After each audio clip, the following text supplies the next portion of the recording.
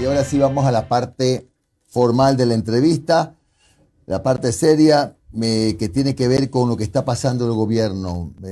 Es una crisis política, institucional, sí, pero más allá de que posiblemente acordemos, Pedro, de que sí, está viviendo una crisis política, ¿le encuentras alguna salida?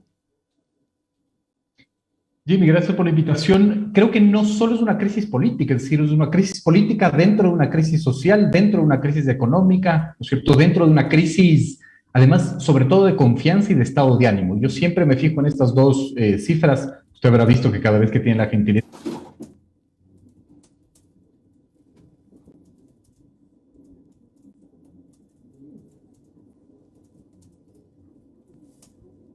el 23% de los consultados se sienten pesimistas del presente y 15.58% confían en el Estado. Es decir, esta es una sociedad que se está enfrentando, ¿no es cierto?, a todos los problemas, digamos, de delincuencia, de desempleo, de pobreza, con un alto pesimismo y sobre todo con una desconfianza en el Estado. Esas imágenes que usted pasaba de motociclistas enfrentándose contra agentes metropolitanos de tránsito aquí en Quito demuestran que la gente ya no confía en el Estado y cuando no confía en el Estado necesita resolver sus problemas, ¿no es cierto?, y aplicar la justicia a mano propia, digamos, ¿no? Es decir, no hay respeto a la autoridad. Y eso es grave porque esto extrapola finalmente a crisis políticas. ¿Hay salida? Creo que la salida finalmente es gobernar. Creo que el Ejecutivo tiene un grave problema además de gestión. Para que esto no sea una opinión, sino que sea un análisis, hay que regresar a ver las cifras que nos dio el Observatorio del Gasto Público, ¿no es cierto? Un gobierno que en promedio tiene menos del 40% de ejecución presupuestaria, unos GATS, unos municipios y prefecturas, no en su totalidad, pero en su gran mayoría, que también tienen un problema de muy bajo porcentaje de gestión presupuestaria. Entonces, cuando no hay Estado ni presente físicamente ni conceptualmente y no hay gestión, evidentemente va a haber una crisis social que se extrapola a una crisis política. Bien, entonces, por ejemplo, ensayando algunas ideas, cambio de ministros, lo que le llaman oxigenación del gabinete, ¿qué se puede hacer? Digamos, yo no creo que un Estado depende de una persona, ¿no es cierto? Y una persona no hace finalmente política pública. Yo soy incapaz de reconocer 5 políticas públicas del Ejecutivo, del gobierno, y eso nos demuestra mucho. Creo que hay que gobernar con política pública para que los radioescuchas, para que las personas que nos ven entiendan que es una política pública, no es más que un plan, un programa y un proyecto establecido en un cronograma con resultados definidos, pero debidamente financiado.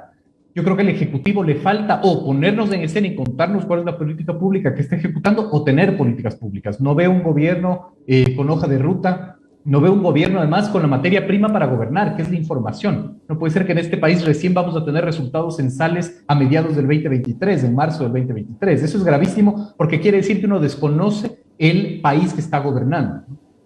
Ahora, Pedro, quizá me pongo en casos extremos, pero he leído en redes sociales a personas que dicen, bueno, ya que aquí la salida es que renuncie el presidente, la salida es, y los otros etcétera más cercanos a eso. ¿Crees tú, Pedro, que una renuncia del presidente cambiaría las condiciones en las que está en este rato el país? Ahí yo pregunto, digamos, la pregunta automática, ¿no? ¿Y después qué? Es decir, digamos, se va el presidente y ¿qué? ¿No? Es decir, y automáticamente hay política pública en este país, automáticamente el Estado está presente, no necesariamente, ¿no? Es decir, esa, digamos, creo que es una pregunta que juega mucho más a la política que a lo político, ¿no? Creo que esa es una diferencia profunda que hay que establecer, ¿no es cierto? Lo político finalmente es la dinámica de la aplicación de la democracia, es la resolución de los problemas de manera institucional. La política ya, digamos, son las tensiones entre actores políticos, entre funciones, etcétera. Creo que el Ejecutivo, repito, tiene que aplicar o tiene que diseñar políticas públicas, tiene que estar más presente, tiene que ejecutar los presupuestos, tiene que entender el país que gobierna y además generar también una resignificación de los conceptos, es decir, que este país empiece ya a debatir las cosas importantes y sobre todo poner sobre la mesa que hay algunos problemas que son muy difíciles de resolver en el inmediato plazo, sobre todo, por ejemplo, el tema de la inseguridad. Ese es un problema estructural que requiere de varias soluciones, de soluciones multidimensionales, no es solo de poner policías y militares en las calles, tiene que tener una solución, por ejemplo, social, las necesidades básicas. Creo que por ahí va el tema. Hola Pedro, nuevamente Omar Jaén te saluda, gracias por tu tiempo. Pedro, mira, tú acabas de decir muchas cosas importantes a resaltar, el tema de que el Estado no es una persona, ni siquiera el propio presidente, el Estado va mucho más allá de un presidente. Eh, pero hay una sensación de hartazgo y en mi caso de temor. Miren, donde el gobierno sigue con este ritmo de 17 meses que ya va teniendo, a este ritmo, en este comportamiento, nos vamos todos para el carajo. O sea, va a estallar, va a llegar un momento donde, miren, ya esto es un incendio lo que estamos teniendo en Ecuador, ya es un incendio. Pero esto, somos un taco de dinamita con himno nacional, ¿ya? Siento que en cualquier momento algo va a ocurrir. No sé si tú viste la película V for Vendetta, que salió en principios del 2000, que decía que un solo hecho podía desatar muchas cuestiones. En ese caso, en esa película fue el asesinato de una niña que llevaba la máscara de V for Vendetta. Yo siento que aquí en el Ecuador algo muy pequeño va a ser una cosa muy grande si es que seguimos con este paso.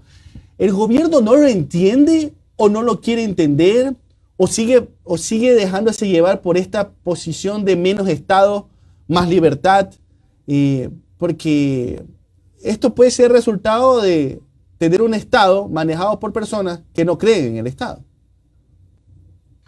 Es interesante lo que planteas, Omar, porque hay que regresar a ver finalmente a toda la estructura del Estado. Es decir, cuando Perfiles de Opinión pregunta a sus consultados y los consultados en la cifra de 9 de cada 10 les dicen que no creen en el Estado, es una no creencia en el Estado en su globalidad, no es solo en el Ejecutivo. Entonces, si creemos en los cuantitativos, por ejemplo, la Asamblea Nacional tiene cifras de muy baja credibilidad, claro. No se diga la justicia, ¿no es cierto? Y las cifras están ahí. Enfoquémonos, por ejemplo, en el tema de los feminicidios, ¿no es cierto? Es interesante porque las cifras nos dicen que desde el 2014 al 2022 han habido 1.510 femicidios, dejando a 768 niños huérfanos. ¿Cuántos de esos casos han llegado a sentencia condenatoria? Menos del 30%. Entonces, la justicia también está desgastada. El Ejecutivo, el Legislativo, no se diga, digamos, la función de transparencia y control social, es decir, es todo el Estado, ¿no? Y eso provoca lo que tú muy bien planteas, ¿no es cierto? Una potencial estallido social si es que no se encuentran las válvulas de escape. La válvula de escape lo tiene que dar la democracia finalmente, ¿no? Es decir, mientras más democracia, mejor siempre. Ahora, el problema, eso es en lo político, el problema en la política es que el desgaste va a incubar el fenómeno conocido por los ecuatorianos, que es el fuera todos, ¿no? Que ya lo vivimos, digamos, a mediados de 2000, que provoca finalmente demagogia y que provoca que pueda venir un solo actor a intentar resolver todos los problemas del Estado, ¿no es cierto? Y tengamos otros periodos, ¿no es cierto?, de enfoque en una sola persona. Entonces, es correcto, ¿no es cierto? Un solo hecho puede establecer un estallido, digamos, en una democracia, en un país. Lo estamos viendo en Irán, por ejemplo, ahora. No, y yo creo que lo estamos viviendo ahora. Lo de María Belén Bernal es algo que ha removido y conmocionado todos los estamentos, o sea, todas las bases, por todos lados. Un caso que se mediatizó, que es gravísimo, por cierto, pero que hasta el día de hoy ya va ni sé cuántos generales menos, un ministro menos. Hoy se acaba el plazo que dio Lazo muy a lo Lenin Moreno con Guacho, te doy 6 días para que aparezca. Es un caso que nos puede llevar hacia un futuro. Que el tema es que, además de la inseguridad, no hay empleo, hay hambre. Y aparte, y aquí va a conectar la pregunta, hay mucho lo simbólico. Sí, me dirán, ya van a empezar estos sociólogos de cuarta, que sí, que por allá. ¿Cómo era que te decían ayer, Pedro, que... Y tú, idiota, hablando de comunicación política, mitos, aforismos, citando a Habermas y metiéndote términos difíciles para intentar explicar una realidad cantinflesca que estamos viviendo, ¿no? Pero, por ejemplo, ayer esta ridiculez que hace el señor Lazo, de querer hacerse el gracioso, quitándole las llaves a una señora. Ya, pues vaya a hacerle esa broma pues, a sus amigos empresarios cuando se reúnan. A ver, pues, cómo le van a responder. ¿Ya? Son esos temas, esos simbolismos. Los comentarios que hizo el ministro Carrillo en su momento. Es una serie de factores que, insisto, no sé si es que no lo quieren entender o es que son así. No lo entiendo realmente. Y digamos, lo interesante es cómo se centra el debate, ¿no es cierto? Porque el debate se centra en el poder de Twitter, y Twitter no tiene poder finalmente. Es decir, Twitter es la cancha en donde se juegan los comentarios clasistas de una red funcionaria. Las bromas que, digamos, yo me atrevo a decir algo, ¿no es cierto? Seguramente el el presidente lo hace también con sus amigos empresarios, seguramente lo hace finalmente, pero no es el momento, ¿no es cierto? Y lo simbólico también aporta muchísimo a la creación de imaginarios. Pero quiero retrotraerme un poquito más a tu anterior reflexión, que es un hecho puede incendiar, digamos, una pradera, ¿no es cierto? Puede ser la gasolina que incendie, pero hay una pradera. ¿Y cuál es esa pradera? Las cifras que yo he dado. Es decir, tú puedes finalmente tener crisis o tener, digamos, eventos absolutamente trágicos que si tienes una ciudadanía, por ejemplo, con un estado de ánimo estable, optimista, en condiciones socioeconómicas, digamos, favorables, ¿no es cierto? Una ciudadanía que confíe en el Estado, a pesar, por ejemplo, de que pueda haber delincuencia, a pesar de que no tenga trabajo, es decir, mientras el Estado haga su trabajo, por más de que existan estos estallidos, ¿no es cierto?, puede ser controlado. Si es que estos estallidos, como gasolina, se dan en una pradera absolutamente reseca, claro, digamos, los efectos van a ser devastadores y creo que es lo que nosotros estamos viviendo, ¿no? Sobre la pregunta, ¿qué es lo que sucede si no entienden? Yo tampoco tengo la respuesta. Lo que sí veo, e insisto otra vez en esto, es que de una u otra manera no hay esta dinámica de la gobernanza, ¿no es cierto? No tienes cifras para gobernar un país, no sabes lo que sucede, no tienes procesos para analizar, digamos, la política y leer la política. Destrozaste todos tus vínculos con cualquier otro actor dentro de la periferia o fuera de la periferia, es decir, actor político, movimientos políticos, etcétera, o sus líderes, además de movimientos sociales, etcétera. Entonces, claro, la soledad del poder empieza ya a pasar factura. Claro, y antes de darle paso a Noris, miren, el tema es que siento que a veces los políticos no están leyendo los momentos. Por ejemplo, ahorita, en teoría, deberíamos el país entero estar hablando, la discusión pública debería ser la consulta popular, pero está totalmente opacada, bueno, también a la espera de lo que diga la Corte Constitucional. Pero otro ejemplo que tuvimos fue lo que en su momento salió Nebot, con el tema de la, ¿cómo era? No es la autonomía, ¿cómo es el tema del federalismo? Que tuvo menos vida que un abrazo de suegro. Pues. Entonces, el tema es que siento que no están leyendo e insisto, ahorita deberíamos estar hablando de la consulta, pero estamos hablando de desempleo, de violencia, sicariatos, explosiones, femicidios en cuarteles generales de policía. Por cierto, ¿y cómo ves el tema de la consulta popular? Disculpa, ¿tú crees que va a proyectarse, va a tener una ganancia el gobierno si es que sigue así las cosas?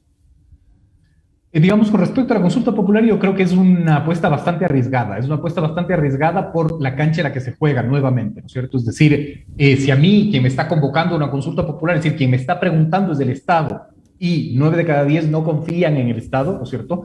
La respuesta automática puede ser un no, ¿no? Y puede ser una derrota para el Ejecutivo. Sin embargo, un hecho político, ¿no es cierto?, siempre tiene un antes, un durante y un después. Y creo que el gobierno puede enfrentarse a 3 derrotas, ponía yo en la red Twitter, ¿no es cierto? La primera es que se ha derrotado antes de llegar a las urnas, que ya medianamente sucedió con la crítica, por ejemplo, de la Fiscalía General del Estado, una de las preguntas. Una derrota sería que la Corte Constitucional establezca que la consulta popular no es el camino idóneo. La segunda derrota podría ser en las urnas, que se suma finalmente al proceso preelectoral. Y una tercera derrota, aunque suene bastante tonto lo que voy a decir, una tercera derrota podría ser la victoria del Ejecutivo en las urnas. ¿Y por qué podría ser esto una derrota? Porque si la campaña gira alrededor de que la consulta va a ser la causalidad mágica que va a resolver el problema de la inseguridad, la ciudadanía se va a dar cuenta al día 2, al día 3, que la consulta popular no va a resolver la inseguridad, porque la inseguridad es un problema estructural de largo plazo, ¿no? Y esa creo que podría también ser una derrota a mediano plazo, digamos, en el ámbito de la gobernabilidad. Doctor Donoso, buenos días. Noris Arroyave le saluda. ¿Qué puede hacer el gobierno para recuperar o empezar a tener el liderazgo que debe asumir en este momento con la situación que vive el país? Porque definitivamente lo que ha estado pasando es que se encargan de tapar o sobrellevar o surfear, como le digo yo, escándalo tras escándalo tras escándalo, y realmente siento que eso no permite que haya una hoja de ruta clara en donde el liderazgo se siente y se asuma. De tal manera, ¿qué puede hacer o qué debe hacer el presidente Lasso? Buenos días, Noris, gracias por la invitación. Creo que lo que tiene que hacer es estar presente, digamos. Es decir, yo creo que el Ejecutivo tiene que, en su mesa chica, en su buró, en su cuartel general, ¿no es cierto?, poner sobre una mesa y visualizar cuáles son los problemas del país, ¿no es cierto?, geolocalizado, y aumentar la presencia del Estado con financiamiento en esas, digamos, lugares geográficos o en esas problemáticas. Para empezar, eso me parece debería hacerlo, ¿cierto? O sea, Establecer ¿cree financiamiento para hacerlo. ¿Cree que todavía no han hecho este mapeo que por lo general se lo debería hacer al inicio de un gobierno, de ver el mapa desde arriba y decir, ok, aquí son los puntos álgidos, vamos a territorio, hagámoslo? Todavía parece que no ha sucedido eso. Digamos, los resultados están ahí. No sé si lo han hecho finalmente y si lo han hecho no están siendo eficientes en la resolución, ¿no? Y sobre todo, digamos, hacer de estas problemáticas causas generales. Yo creo que ese es un tema supremamente importante, ¿no es cierto? El Ecuador usualmente tiene este problema de que nada nos relaciona, nada genera identidad en nosotros más allá, qué sé yo, de los espectáculos deportivos, del fútbol, de lo que sea. Creo que el Ejecutivo puede establecer, digamos, una causa como fue el tema de las vacunas, digamos, ¿no? Yo creo que hay que revivir ese procedimiento y ese mecanismo, ¿no es cierto? Y establecer una nueva causa. ¿Cómo no va a ser una nueva causa, por ejemplo, el luchar contra la inseguridad y la violencia?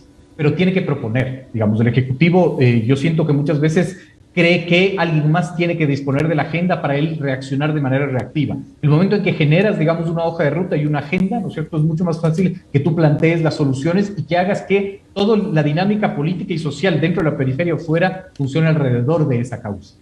Se ha hablado mucho y nosotros lo hemos dicho aquí, yo lo he dicho de forma reiterada, que existe una desconexión completa entre la realidad y lo que está pasando en el territorio y lo que en Carondelet y la burbuja de los ministerios conciben o consideran que debe ser. ¿Cómo hacer para romper esa burbuja? Para que realmente las cabezas que están en todos los estamentos puestos por el presidente bajen a territorio y entiendan lo que está pasando, o sea, de qué depende, de qué sirve tantos títulos si luego al hacer la conexión con el territorio y la realidad no está sucediendo.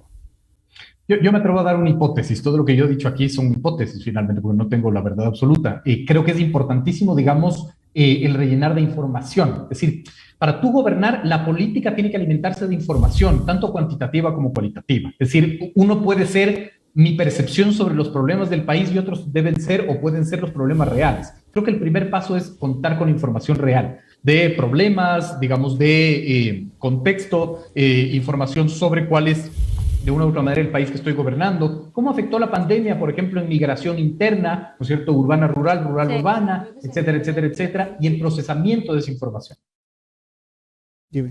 Bueno, muchas gracias, Pedro, muy amable, no solo por las respuestas respecto de la crisis, sino también por el fútbol, ¿verdad? Por los pronósticos. ¿Me ganamos si atiné o no? Sí, mira, si atina, lo convocamos la próxima semana. Para lo mismo. Sí, pues va a tener su espacio. Pero ya tiene que tener hay que un auspiciante, que hablar con la China, queremos un auspiciante. Un sponsor. Ya, está bien, muchas Chao, gracias. Pedro. Buenos días, gracias por Chao.